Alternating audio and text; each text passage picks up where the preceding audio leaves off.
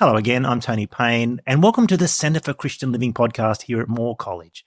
Really great to be with you again as we try to bring biblical ethics to everyday issues.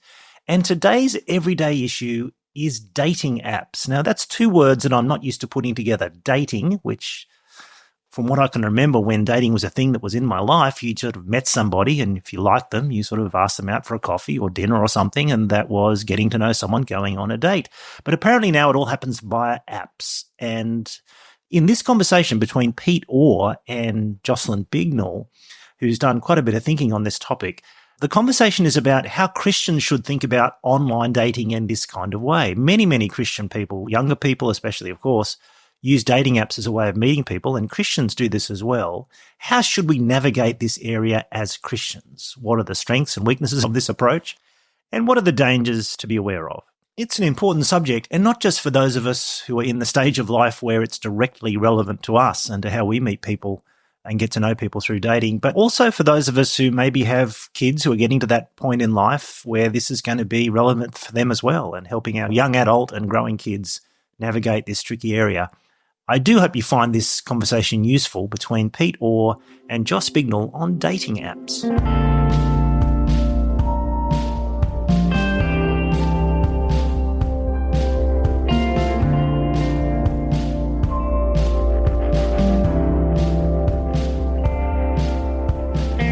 Hello, welcome to the Centre for Christian Living podcast. Today, I'm joined by my friend Jocelyn Bignill. This is the second time you've been on the podcast, Joss. You're one of the ministers at All Saints Petersham. Last time you told us a little bit about how you became a Christian. Why don't you start by just telling us a little bit about ministry at All Saints and particularly your own ministry? Hi, Pete. Thanks so much for having me. I really love being at All Saints. This is my 6th year as the assistant minister, and I got to be the student minister for 2 years before that as well. I'm an assistant minister in every sense of the word, in that I'm a very generalist kind of role. I assist the minister and the ministry at All Saints, and that looks different every day, every week, in lots of different things. I oversee youth and children's ministry. I'm particularly invested in women's discipleship. I get to do a lot of the background work and shaping in the services and music. I teach scripture. I run a growth group and help to organise the growth groups and write the Bible studies. I could go on. Lots and lots of different wonderful things that I get to do. And you do some great talks and you even write articles. And we're going to talk about an article that you are writing, and it's on dating apps. Now, that's not something that I've thought a lot about. I'm glad to hear it. Why did you write the article on dating apps? Dating apps are a relatively new phenomenon if we're thinking in terms of our life histories or a generational history. And so I think we haven't done a lot of thinking about them as Christians. And I think that means that there's some danger there for us as Christians in not having thought this through well. Dating apps present all kinds of challenges and obstacles. And so as Christians, we really need to reflect on, is this a helpful platform for us to be engaging with? And if it is, how do I engage with dating apps wisely, in a way that's going to help me to continue to grow in my godliness and Christian character? And that's true for people who are using them. But I also think in my own role as a pastor, I'm thinking about people in my congregation and church family, and I'm thinking about other pastors as well, and whether they've thought this through, and how are they helping people in their churches, discipling them through this process of using dating apps, and whether or not it's a good idea. I think there's a gap in our thinking and our reflection at the moment. Yeah, when we first talked about it, that was the thing that really struck me was, okay, if we want to be caring for people in our churches, and this is the world that we live in, we need to be helping people to think about this reality in a Christian way. So the article is so helpful, and you start in a slightly surprising place. You start by saying you don't need to go on dating apps. What did you mean by that? I think that if you're a single person, I'm a single person for context, as a single person, you can feel pressure that you have to go on a dating app. If you're serious about wanting to meet someone, well, then you've got to be on a dating app because that's the only way people meet now. So I think that people can feel really pressured into using dating apps, and that's really unhelpful. God will work in our lives regardless of whether it's through an app or not. And you're not going to go on an app and instantly meet the love of your life. This is not the thing that God is waiting for you to do to meet a partner. But it can feel like, or we can have that message from other people, that if you were really serious about wanting to meet someone, you would go on an app. You don't need to do that. That's not true. So if you're feeling pressured to try dating apps, you don't need to feel pressured. You can say no to people speaking that into your life. You might decide, actually, dating apps are not a good platform for me to be on. They're going to make me feel anxious. They're going to make me feel discontent. They are just not a helpful way for me to engage with people. And that's a good decision to make. So one side of the equation is, I think that people can feel pressured. Have you seen that in your experience, people that you've ministered to, that you've seen that they have this kind of pressure, that they feel that this is an area that they need to be engaging in? Yeah, definitely. At our church in particular, we have lots of single women, younger and older. And there is this kind of a little bit of a feeling of, am I ever going to meet someone? And people express that. And that's a really normal and okay way to feel.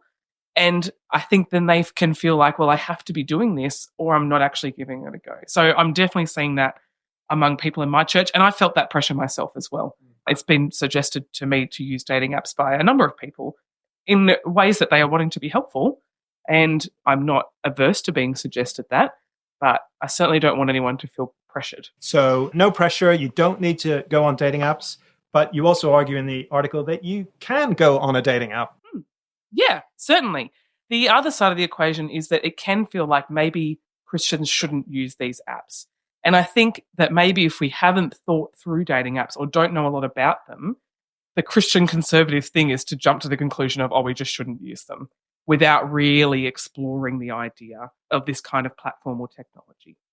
So I would say, yes, Christians can use dating apps with the caveat that we need to do a lot of thought and exercise a lot of wisdom and discernment and be really careful, because they are a place where we can be tempted to sin. They are a place where we can be tempted to make unwise decisions that are going to hinder our Christian growth. But they can also be a place where you start a really wonderful relationship. So just because there are some inherent stumbling blocks, I don't think that means that Christians should not use dating apps. So what's a godly way to use a dating app? The first thing that I want to assert, and I believe this very strongly and think that every Christian should believe this, is that Christians date Christians. Not only do Christians date Christians, but they date mature Christians whose lives are shaped by the gospel. So when you're on a dating app, be really upfront about your faith. And when you're looking at other people's profiles, be looking for not only have they kind of ticked the Christian religious box, but how is their love for Jesus reflected in their profile? If they're saying that their favorite Sunday activity is sleeping in and having brunch and going to the beach, that might not be someone who's actually engaged in a church family. If there's no other sign of loving Jesus or pursuing God in their profile, then I think it's pretty safe to conclude this is not someone who's very serious about their faith and not someone I should be looking to enter into a relationship with, which when they tick a whole bunch of other boxes might be more tempting than it seems, especially if you're getting really frustrated with the apps or you've been on there for a while and things haven't been working out. It's easy to start compromising on core things like that. And I mean, I guess that applies obviously outside of using the app, but maybe in that context where you're feeling the pressure, it's much more tempting to go down that line. Yeah. And, you know, you're expressing an interest and availability. They're expressing an interest and availability. They might have liked your profile, so they're specifically expressing an interest in you, and you've made it really obvious on your profile that you're a follower of Jesus. They might see that and still not think it's very important because of all the other amazing things they see about you on that profile. They might downplay your faith, even though you've made it really obvious and upfront. So that's the kind of core non-negotiable aspect. In the article, you talk about some sort of sensible wisdom approaches to using the apps. Do you want to talk about some of those? Another thing I think we undervalue as Christians and don't think about enough in our relationships is emotional intimacy. I read a really helpful book on dating that said, when you're dating someone, you're not looking to grow in intimacy with them, but in clarity. Is this someone that I want to marry? Is this a person that is wise for me to pursue a relationship with? And I think that's a really helpful framework and way of thinking when you're approaching dating apps. I don't want to grow in intimacy with this person. I want to grow in clarity about whether or not this is someone I should date. And that can be true in our real life relationships as well. When you're having lots of long late night conversations where you're both in your beds, when you're sending pictures to each other or sharing things with each other, you can get really emotionally invested in a relationship that has really just been a few texts backwards and forwards. And this can lead down all kinds of unhelpful roads. For one thing, you don't know what other conversations this person is having. So you might be really emotionally invested, and women are more vulnerable to this. Men are too in some ways, but I think women are particularly vulnerable to this. And so you might be feeling like you're having a really deep connection with this person, but actually they're making that connection with a number of other people at the same time. And so you can end up really bearing your soul and then quite heartbroken, because these apps can be quite depersonalizing. It can feel like you're not connecting with a real person, and it's very easy to treat people poorly. Now, you might be the victim of that, but you also might be the perpetrator. You might be the one that's connecting and being emotionally vulnerable and intimate with a number of people at once and really hurting people. It's really easy to not see people as fully fledged, made in the image of God human beings, but to see them all as only having value in the potential they have to be a partner for you. That's very helpful, that idea that you're looking for clarity rather than intimacy.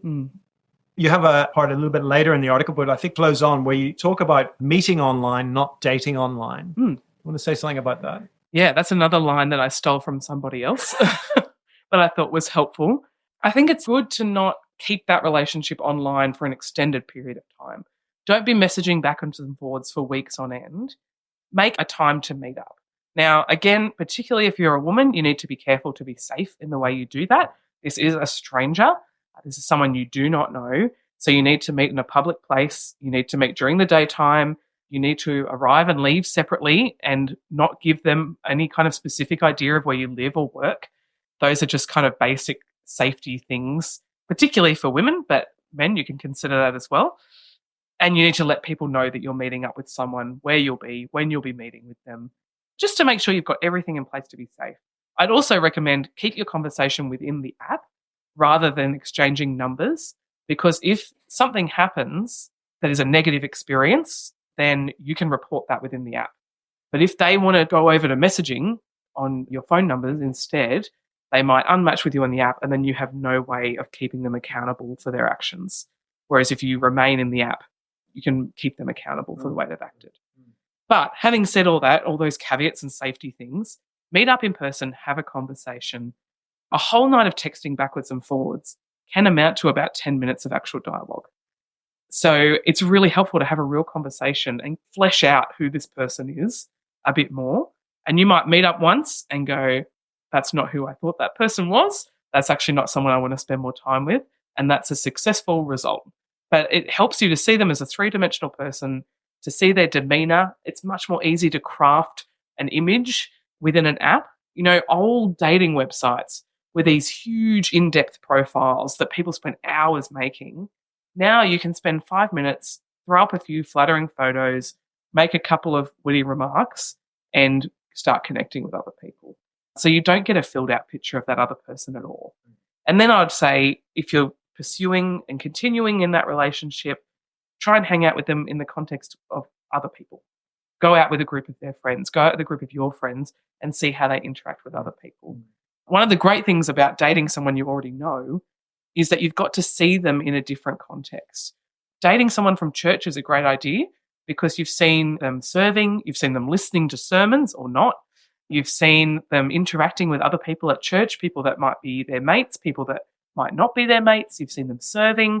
You get a much fuller picture of someone when you're seeing them on a regular basis. So dating apps add that extra obstacle of having to figure out who this person is when you're starting from a point of isolation. It's just you and this other person. It's a piece with our modern ways of relating that so much of our relationship happens online now, and there are some positives, but there are a lot of negatives to that. And then when you sort of add that on the kind of complexity of dating, that can make things tricky.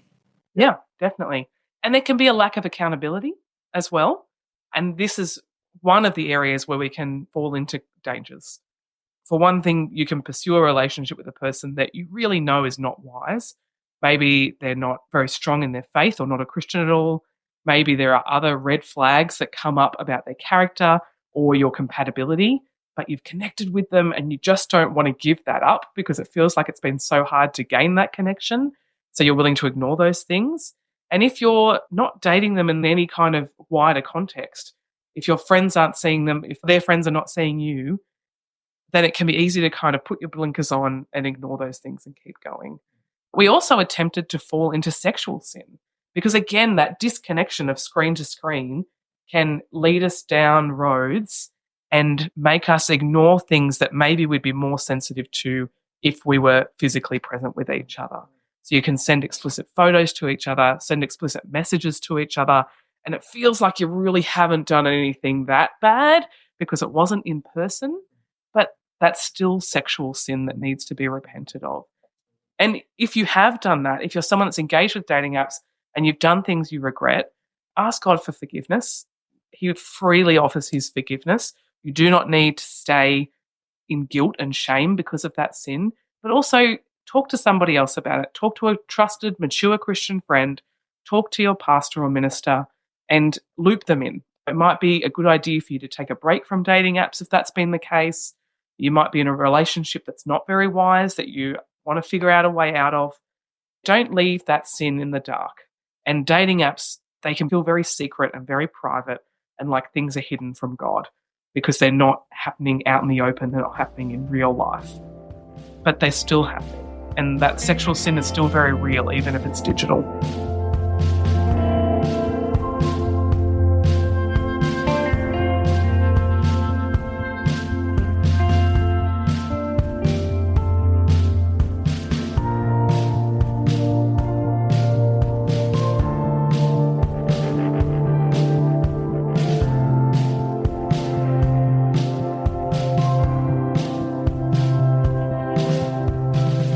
Hello, I'm Tony Payne. It's great to be back at the Centre for Christian Living as the Director of CCL.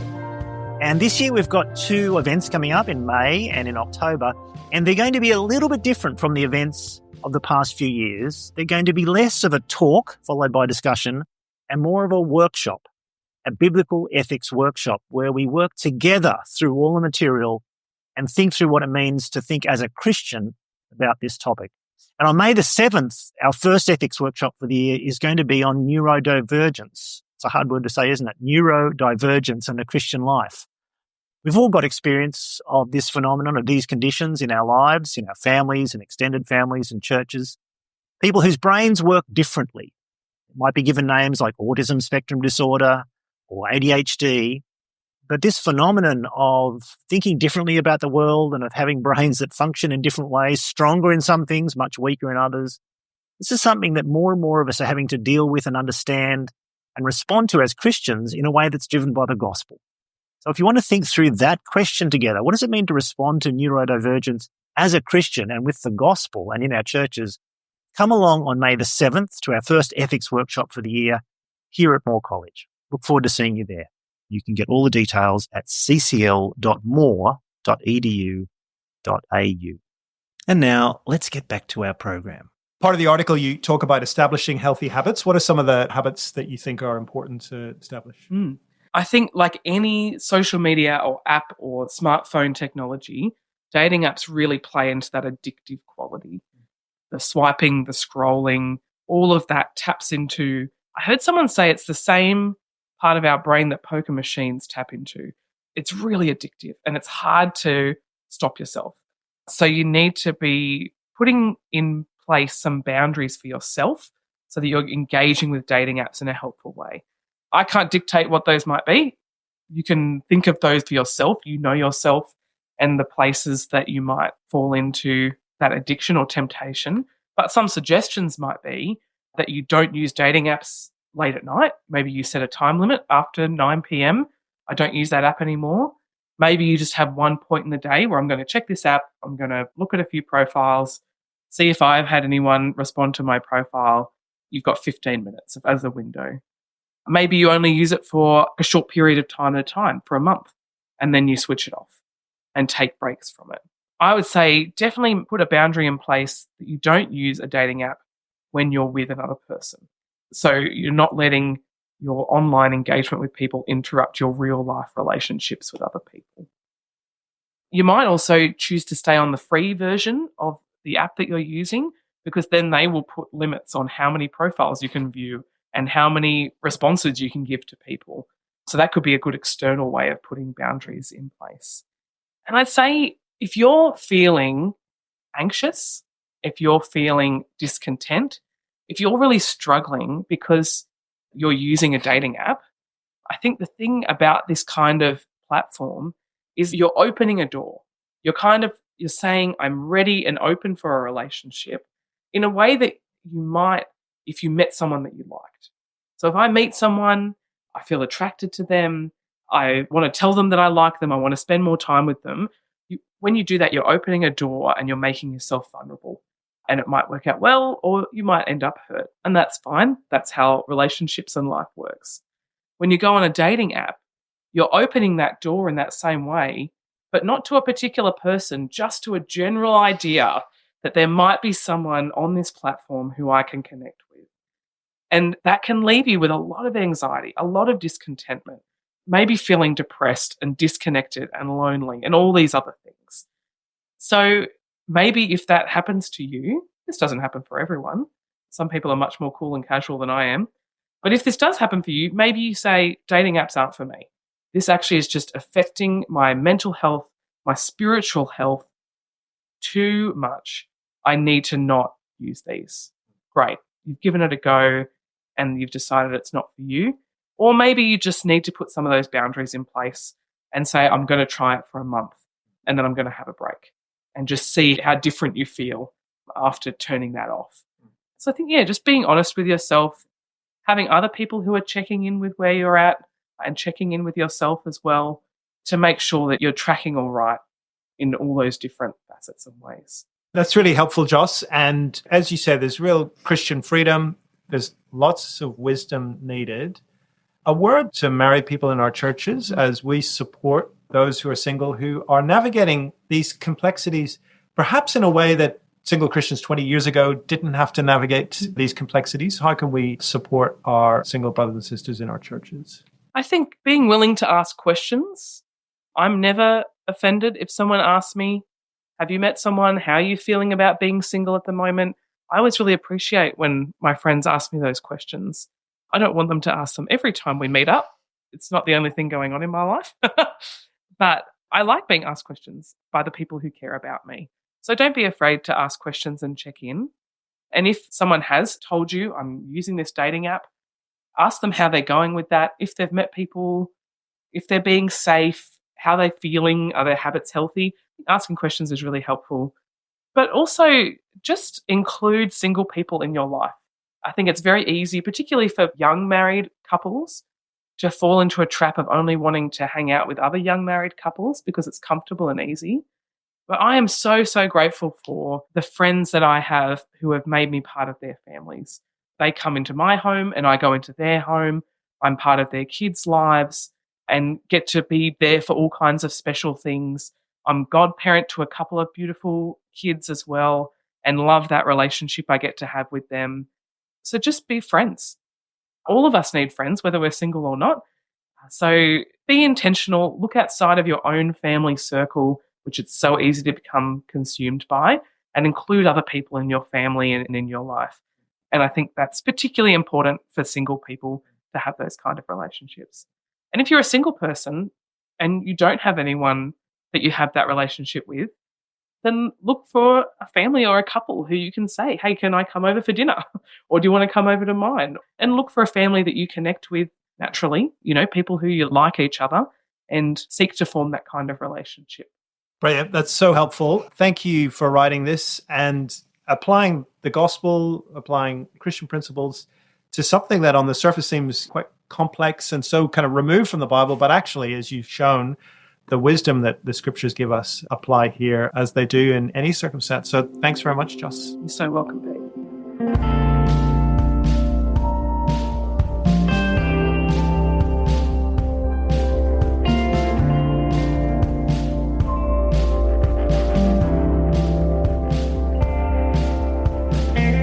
well, thanks for joining us on this episode of the Centre for Christian Living podcast from Moore College. For a whole lot more from the Centre for Christian Living, just head over to the CCL website. That's ccl.moore.edu.au, where you'll find a stack of resources, including every past podcast episode all the way back to 2017, videos from our live events, and articles that we've published through the Centre. And while you're there on the website, we also have an opportunity for you to make a tax-deductible donation to support the ongoing work of the Centre here at Moore College. We'd also love you to subscribe to the podcast and to leave a review so that people can discover our podcast and our other resources. And we always love and benefit from receiving your feedback and questions. Please get in touch.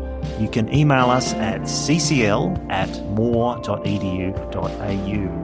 Many thanks to Karen Bielhartz from the communications team here at Moore College for all her work in transcribing and editing and producing this podcast, to James West for the music, and to you, dear listeners, for joining us each week. Thank you for listening. I'm Tony Payne. Bye for now.